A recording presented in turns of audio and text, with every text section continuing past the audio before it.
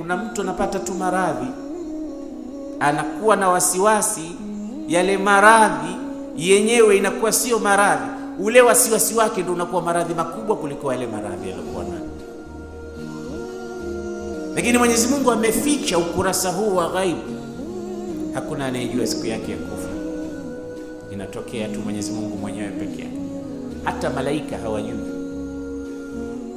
Inasemekana al-Imamu Malik ibn Anas, imamu dari al-hijra, aliwahi kuota ndoto ikamtia wasiwasi sana.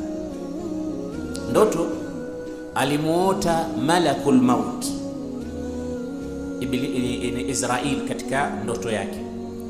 Akamuona usingizini malakul maut, wakakutana sehemu. Akasema Imamu Malik, huyu ndo mtoaji roho wa sisi, huyu ndo malaika anayetutoa roho sisi viumbe. Nimepata fursa ya kumuuliza swali muhimu sana. Ndani ya ndoto unajua anaweza akatumika mambo mengi. Akamwambia, naomba nikuulize swali ewe malaika wa mauti.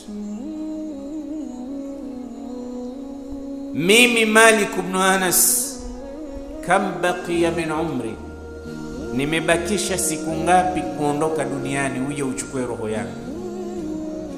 Maana wewe ndio mwenyewe, shughuli hii ni yako. Tunasikia tu Israeli, lakini leo nimekuona kwa macho yangu.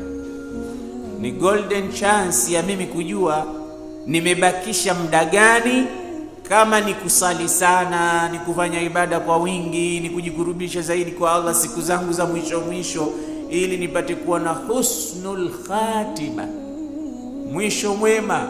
Niambie nimebakisha siku ngapi? Malakul maut akamuonyesha kiganja chake cha mkono, vidole vitano. Hajamwambia maana yake. Akazindukana kwenye ndoto yake imamu, akawa na wasiwasi mkubwa. Hizi vidole vitano maana yake ni nini? Je, alikusudia malaika wa mauti imebakisha miaka mitano?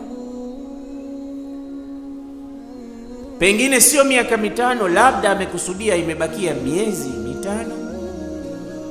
Na pengine pia sio miezi, labda imebakia siku 5. Labda pia sio siku, labda zimebakia dakika 5 mimi kuondoka duniani. Amepatwa na wasiwasi.